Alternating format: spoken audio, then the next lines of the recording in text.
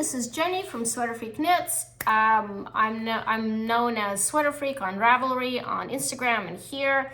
And I have decided to revive my podcast where I tell basically about my designs, my process, my inspiration, my whips, my FOs, etc., etc. So I'm a knitwear designer, pattern writer. And my patterns are available on Ravelry as well as my website. I've got all my links on my channel, and on my channel here you could find a lot of tutorials, and hopefully more episodes of this will come about. I'm going to try and do them every week to kind of give you an idea of what I'm working on basically.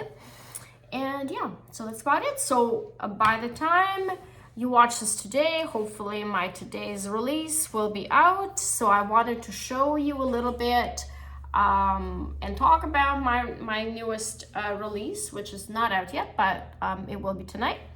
So this is a cowl, which is seamless cowl.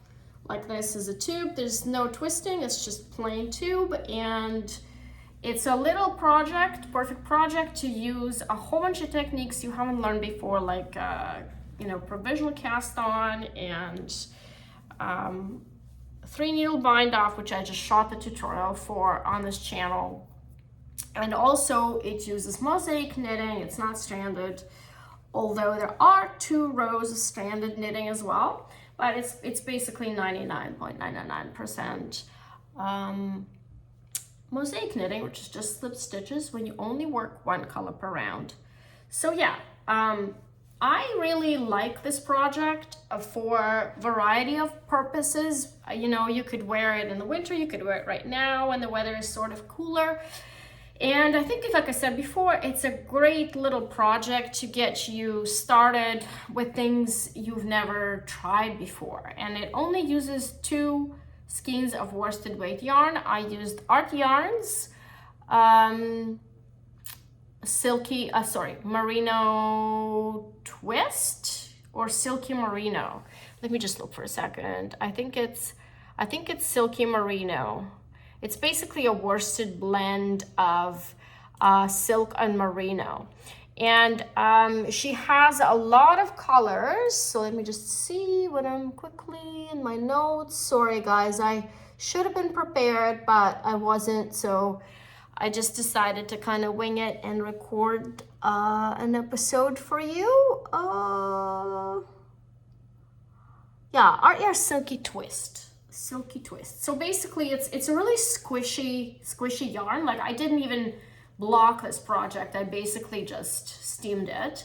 And what I did here also is it's the same stitch. It's 2 variations of the same stitch. So this is stockinette stitch mosaic and this is the garter stitch mosaic, and I just shifted them so that you've got this nice design element for a bit of variety. So yeah, it kind of stays like this. So it's perfect if you're out walking when it's windy, or you just want a little bit of, warmth around your neck, which, let's face it, who doesn't? So yeah, that's my new release for today. And I will put a link below for the pattern on Ravelry as well as my website. So yeah, that's the new pattern.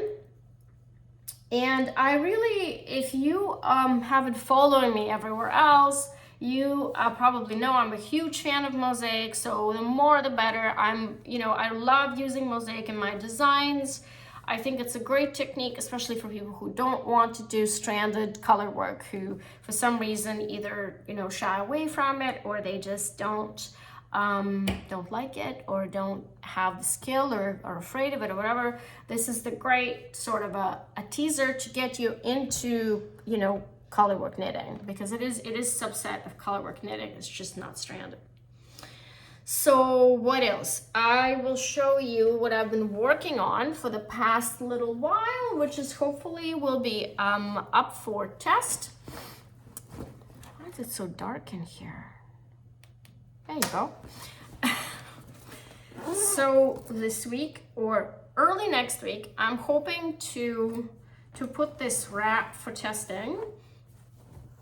And again, if you have followed me for any number of years, you would know that every spring, aside from 2020, I ran a spring mystery knit along.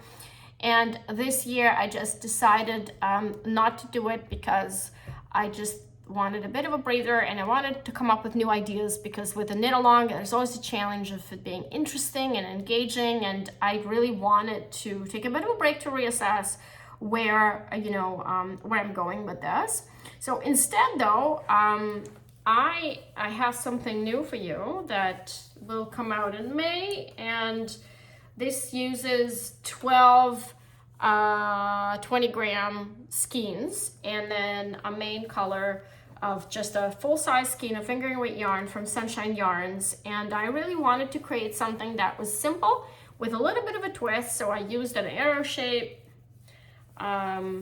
shawl. And then if you have more or less colors, you can actually modify it quite easily, because the number of stitches does not change through most of the wrap.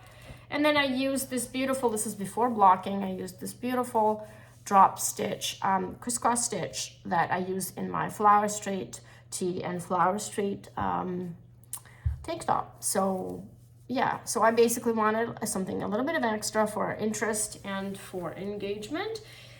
And I think that this could also work for, your leftovers, your minis, your pretty much whatever. Spring is all about revival and maybe cleaning out your stash, and maybe, just relaxing knitting. There's a lot of garter stitch here to get you through the portions where you may be watching TV or whatever. So yeah, hopefully I will block it. I'm really looking forward to blocking it, because this stitch really opens up quite a bit when I block it. And another thing, it's reversible, so you can tell that this stitch looks the same on both sides. So yeah, this is my spring wrap this year.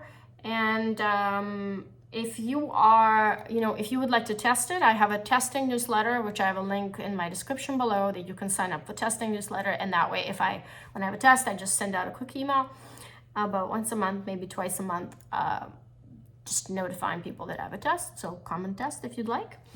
I run all my tests on Ravelry. So you have to be a Ravelry user in order to participate in my tests, because I find it the most functional. And yeah, so yeah, come and test, come and let me know once I post it. I will definitely post it on Instagram. So if you're following me on Instagram, the only thing with Instagram is it might not show you content the same day, if at all. So the best way not to miss the tests is definitely to sign up to the newsletter, because it goes straight in your mailbox. Yeah, so that's pretty much it. I also wanted to show you something I started working on, but it's probably not going to be a pattern, because it's just I wanted something to work on, just as a kind of a project where I just do without any stress or without anything that's affecting deadlines and all that. This is a sweater from my husband, which I've promised him for 15 or 16 years. And it's all charted, and it's just, I cast it on. I'm logging this here because for accountability, because I promised it to him, but I don't really have any dates in mind in terms of when this will be delivered. So I bought, of course I had to buy yarn, because I didn't have any yarn in this amount in my stash. So I bought Knit Picks Wool of the Andes for his amount. He's very tall, and I had to buy enough yarn for his sweater. So basically what I did is, and then I'm using this yarn from Bricks and Little Soft Spun, which I've had in my stash for over 10 years. Every year at the beginning of the year, I say, okay, this is going to be my stash year. I'm not going to buy any more yarn. I'm just going to use what I have. And I for the past few years, it's actually been partially successful. with that, but I still end up buying some yarn. But with this, I ended up, you know, thinking, okay, well, we can use these two. I've got two skeins. We can use these two to incorporate them in the project. And I really like how different these two yarns are. Like this is soft spun, it's got a little bit of that woolen spun quality. I don't know if it's woolen spun or not. It looks like it is. I think that Briggs & Little, all of their yarns are woolen spun. So if I'm looking at it closely, it's got that kind of a woolen spun quality to it. And this is just a worsted spun, worsted weight yarn. So you can tell the yardage is very similar, but you can tell that the woolen spun yarn is just a little bit plumper. So it's nice to see the color work kind of pops. I'm a huge fan of high contrast mosaic knits and high contrast color work. You know, so I always gravitate towards that. So that's what I'm working on. I just have two work in progress, two whips, and one of them I'm really hoping to finish in the next couple of days and put it up for test. And yeah, so I have other things planned for the summer, you know, but we're going to talk about this next episode. I wanted to show some swatches that I've made, and I've noticed that in the last couple of years I've become more of a monogamous knitter. I can't really work like I used to work on, you know, 4 or 5 projects at once, and it's just too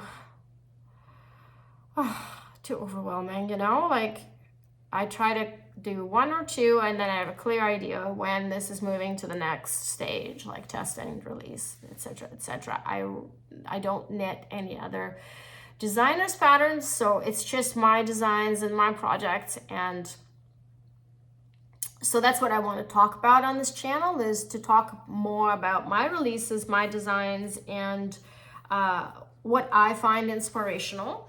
So looking forward to the summer, you know, we're gonna see, I'm gonna for sure do a worsted weight or DK weight tank top from Summer Yarn.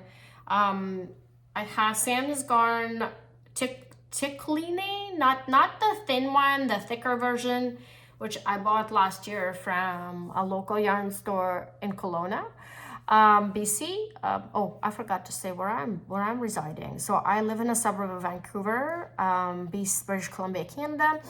And yeah, so I've been knitting for almost 40 years, but sporadically with breaks. I started knitting compulsively in 2006, and then Ravelry came along, and as they say, the rest is history. And I've been designing for the last over 10 years, but more seriously since around 2016, 2017.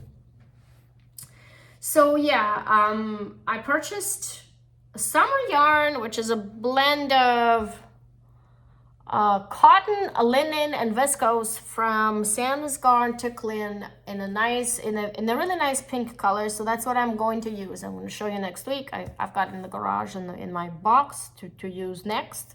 So that's what I'm going to show you next. And because I'm always a season ahead, as you know, and knitwear designers have to be kind of ahead, because we have a, you know, it takes a long time to knit a sample, test a sample, and then release it. So there's always a little bit of a couple of months gap between today's season and what we're making.